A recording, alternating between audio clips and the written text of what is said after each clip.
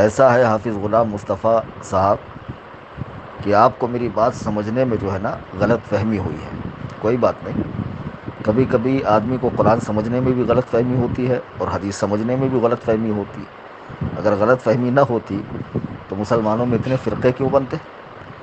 خود حضرت علی کے فوج میں حضرت علی سے لڑنے والوں نے جب نیزے پر قرآن اٹھایا اور آیت کریمہ پڑھی، ان الحکم الا للہ، اللہ کے سوا کسی کی بات نہیں مانی جائیں گی، تب حضرت علی نے ایک بات فرمائی، کلمۃ حق اورید بہا الباطل. یہ کلمہ صحیح ہے، قرآن کا ہے، لیکن یہ لوگ اس سے باطل معنی نکال رہے ہیں. تو اس کی لاکھوں مثالیں ہیں حدیث و قرآن کو سمجھنے میں غلطی ہونے کی. اور ایسا عام لوگوں کے ساتھ نہیں، پڑھے لکھے علماء کے ساتھ بھی ہوتا ہے، اور حتیٰ کہ صحابہ کرام کے ساتھ بھی ہوا ہے. اس کی میں نے کئی مثالیں حدیث پاک سے اپنے تقریر میں دے دی ہیں. آپ کو اگر ضرورت ہوگی تو اس کی میں باقاعدہ حوالے کے ساتھ مثال دے دوں گا. اب بات یہ ہے، میں نے لکھا شرمندگی بندوں کے سامنے ہاتھ پھیلانے سے ہے، اللہ سے مانگنے میں نہیں. پھر نیچے میں نے سورہ بقرہ کی آیت نمبر 186 لکھی ہے جس کا ترجمہ میں نے بھیجا ہے. ٹھیک ہے. پہلے ایک بات میں آپ کو بتا دوں، فارسی زبان کا ایک مقولہ ہے، یک من علم را 10 من عقل باید. ایک من علم کے لیے 10 من عقل چاہیے. اور ایک مقولہ یہ بھی ہے، عقل مند را اشارہ کافی ہے، عقل مندوں کو اشارہ کافی ہے. میرے فرینڈ لسٹ میں بڑے بڑے علماء ہیں، میں نام بھی لیتا ہوں. مولانا امجد صاحب ہیں جن کو آپ پہچانتے ہیں، مفتی وسیم ہیں، اور مولانا عرفان سبحانی ہے جو باقاعدہ عالم ہیں، اور سید شاکر صاحب ہیں جو مفتی ہیں، مفتی محمود اختر صاحب ہیں، ان کے صاحبزادے مفتی مقصود اختر ہیں. تو یہ سارے علماء ہیں. میں یہ ساری پوسٹ ان کو بھیجتا ہوں، کسی کا اعتراض نہیں آیا، بلکہ اکثر لوگوں نے تو یہ اسٹیٹس لگایا. اعتراض آپ ہی کی جانب سے آیا اور آپ نے میری اس بات کو وسیلے کا انکار سمجھا، جو سراسر غلط ہے. اب یہاں میں آپ کی غلط فہمی، دینی بھائی چارگی، چونکہ مجھے آپ سے محبت ہے، اور ابو داؤد شریف کی جو حدیث میں نے بھیجی ہے، حضرت ابو امامہ رضی اللہ تعالیٰ عنہ اس کے راوی ہے، ابو داؤد جلد 3 صفحہ 220 پہ یہ حدیث ہے کہ اللہ کے حبیب فرماتے ہیں کہ جس کی دوستی اللہ کے لیے ہو، جس کی دشمنی اللہ کے لیے ہو، اور جو اسی جگہ خرچ کرتا ہو جہاں اللہ نے حکم دیا، اور اس جگہ خرچ کرنے سے رکتا ہو جہاں اللہ نے منع فرمایا، تو اس کو خبر دو کہ اس کا ایمان مکمل ہو گیا. الحمدللہ. تو میں یہ تو نہیں کہتا کہ میرا ایمان مکمل ہو گیا، میں جنتی ہوں، لیکن کوشش کرتا ہوں کہ قرآن و سنت کے جو پیغامات ہیں ان پہ عمل کروں. اب اس میرے پوسٹ سے وسیلے کا انکار سمجھنا سراسر غلط ہے، ناسمجھی ہے. اور اس پر آپ فقط اتنا کہتے کہ حضرت کہیں اس سے وسیلے کا تو انکار نہیں ہو رہا. تو میں جواب دے دیتا، اور جواب بھی اتنا ہی طویل دیتا. پر آگے جو آپ نے مثال دی کہ کسی کا ایکسیڈنٹ ہو جائے تو وہ ظاہر ہے کہ لوگوں کو پکارے گا، تو کیا یہ پکارنا منع ہے، وغیرہ وغیرہ. پھر وسیلے پہ شعر بھی بھیجا آپ نے، گویا کہ آپ نے مجھے وسیلے کا منکر ٹھہرایا. سب سے پہلی بات یہ کہ دعا عبادت ہے، اور عبادت صرف اور صرف اللہ کی ہوتی ہے.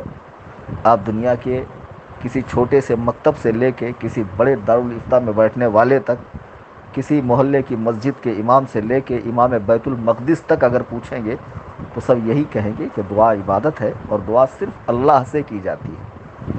اب اس دعا میں وسیلہ لیا جاتا ہے. وسیلہ لینا جائز ہے یا ناجائز، اس پر ہماری بحث ہے وہابیوں سے.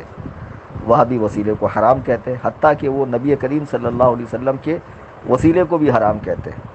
جیسا کہ وہابیوں کے ابا ابن تیمیہ حنبلی نے نبی کریم صلی اللہ علیہ وسلم کی قبر انور پر حاضری کو بھی معاذ اللہ ناجائز لکھا ہے، اور اس کو صنم اکبر یعنی بڑا بت کہا ہے، معاذ اللہ ثم معاذ اللہ. تو یہ تو اس خبیث کی جہالت تھی کہ جو حدیث و قرآن کو نہیں سمجھ سکا. ہماری وہابیوں سے بحث ہے وسیلہ جائز ہے یا ناجائز. تو وہابی ناجائز کہتے ہیں، ہم جائز کہتے ہیں. اب کسی کام کے جائز ہونے کا مطلب اس کو کرنا ضروری ہو یہ نہیں ہوتا ہے. یہ قاعدہ آپ کسی بھی عالم سے پوچھو کہ جو کام جائز ہے کیا اس کو ہر وقت کرنا ضروری ہے، تو کوئی بھی عالم کہے گا کہ نہیں.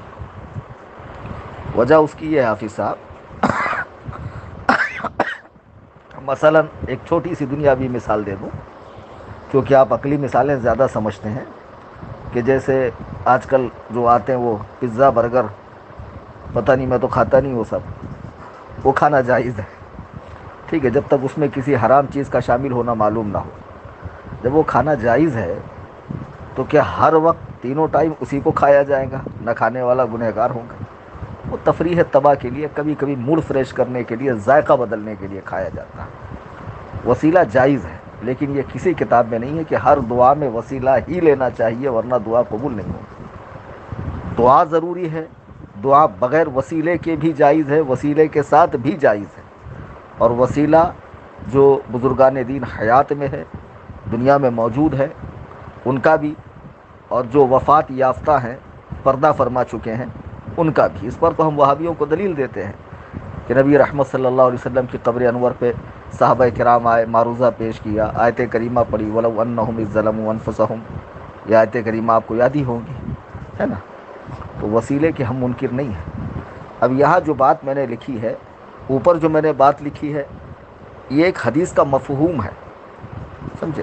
ٹھیک حدیث کے الفاظ نہیں ہیں، کیونکہ جب میں ٹھیک حدیث کہوں گا تو پھر مجھے ضروری ہے کہ میں نبی کریم صلی اللہ علیہ وسلم کے الفاظ کو نقل کروں۔ تو چونکہ لوگوں کی آسانی کے لیے میں نے حدیث کا مفہوم بیان کیا، جیسا کہ اماں عائشہ صدیقہ رضی اللہ تعالیٰ عنہا کی روایت ہے صحیح بخاری میں کہ نبی رحمت صلی اللہ علیہ وسلم نے فرمایا، اللہ کو ایسا ہاتھ پسند ہے، ایسے ہاتھ سے، یعنی اوپر والا ہاتھ پسند ہے، دینے والا، اور مانگنے والا ہاتھ پسند نہیں ہے۔ لوگوں سے بار بار سوال کرنے کے متعلق ہے یہ، جو لوگوں کے سامنے اپنی حاجتیں بیان کرتے پھرتے ہیں اور لوگوں کے سامنے اپنی تنگ دستی کا، غربت کا رونا روتے ہیں، تو ان کے لیے مشورہ ہے یہ کہ میرے بھائی، جب قرآن میں اللہ تعالیٰ فرما رہا وَإِذَا سَأَلَكَ، اللہ تعالیٰ فرما رہا ہے وَإِذَا سَأَلَكَ عِبَادِي عَنِّي فَإِنِّي قَرِيب، کہ میرے بندے آپ سے پوچھیں کہ میں کہاں ہوں بتائیں، تو فرمائیے کہ میں قریب سے قریب ہوں، قریب سے قریب ہوں۔ تو اللہ تعالیٰ آپ کی رگ جاں سے بھی زیادہ قریب ہے۔ وہ رگ جو آپ کو زندگی دیتی ہے، آپ کے پورے نظام جسم کو جس نے قائم رکھا ہوا ہے، اللہ تعالیٰ اس سے بھی قریب ہے۔ تو پھر میرا بندہ مجھ سے سوال کیوں نہیں کرتا ہے؟ تو اس کو وسیلے کا انکار سمجھنا، میں سمجھتا ہوں کہ میرے فرینڈ لسٹ میں پہلے آپ ہی ہے کہ جس نے اس کا انکار سمجھا ہے کہ میں نے وسیلے کا انکار کیا۔ یہ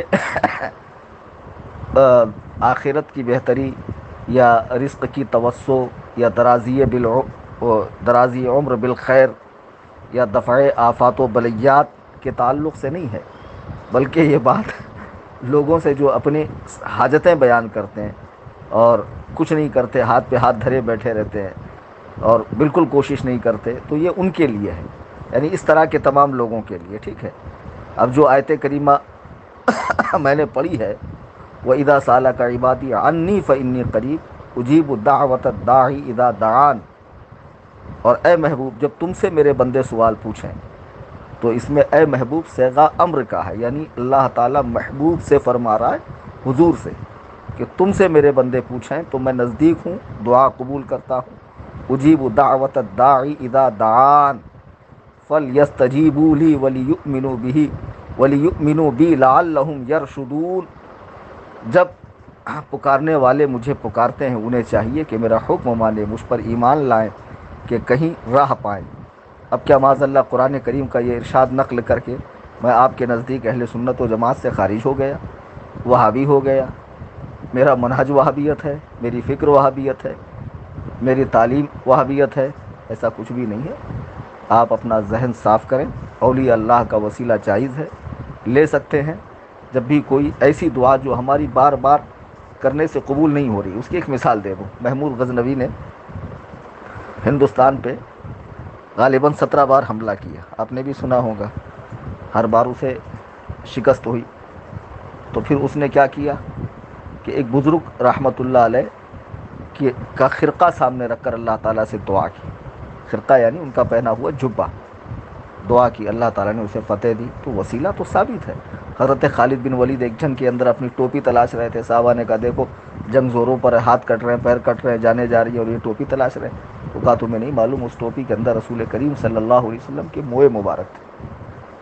تو اس پوسٹ سے وسیلے کا انکار سمجھنا، میں سمجھتا ہوں کہ میری فرینڈ لسٹ میں جتنے علماء ہیں، عام لوگ ہیں، بلکہ میرے گروپ میں کئی لوگ ہیں یو کے سے، آسٹریلیا سے، لندن سے، امریکہ سے، متحدہ عرب امارات سے، ہند و پاک سے، کئی جگہوں سے ہے، انہوں نے بھی اس اسٹیٹس کو رکھا اور انہوں نے یہ سمجھ لیا کہ جب ایک سنی عالم دین ہم کو بھیج رہا ہے تو ضرور یہ بات صحیح ہے۔ اور یہ بات میں نے عام طور سے جو سوال ہوتا ہے اس کے تعلق سے، حضرت علی کا فرمان ہے کہ جب کوئی مسجد میں سوال کرے تو اسے کوڑے مارو، تو بادشاہ کے دربار میں آ کے لوگوں سے سوال کرتا ہے۔ تو اب آپ کہیں گے اس میں وسیلے کا انکار ہے، نہیں، یہاں لوگوں سے اپنی حاجت طلب کرنا مراد ہے، وسیلے کا انکار نہیں۔ وسیلے کے تو ہم بھی قائل ہیں کہ جب کوئی دعا قبول نہیں ہو رہی ہے تو بے شک جو وفات یافتہ بزرگان دین ہے یا جو حیات میں ہے ان کا وسیلہ لینا کہ اللہ تعالیٰ مجھے ان کے وسیلے سے یہ چیز عطا فرما، اس میں کوئی مذائقہ نہیں۔ وہاں بھی اس کا انکار کرتے اور ہمیں اس کے صحیح ہونے پر دلیل دیتے ہیں۔ امید قوی ہے کہ آپ کو میری بات اچھی طرح سمجھ میں آئی ہوں گی، اگر نہ سمجھ میں آئی آپ پھر پوچھیے، میں پھر انشاءاللہ جواب دوں گا۔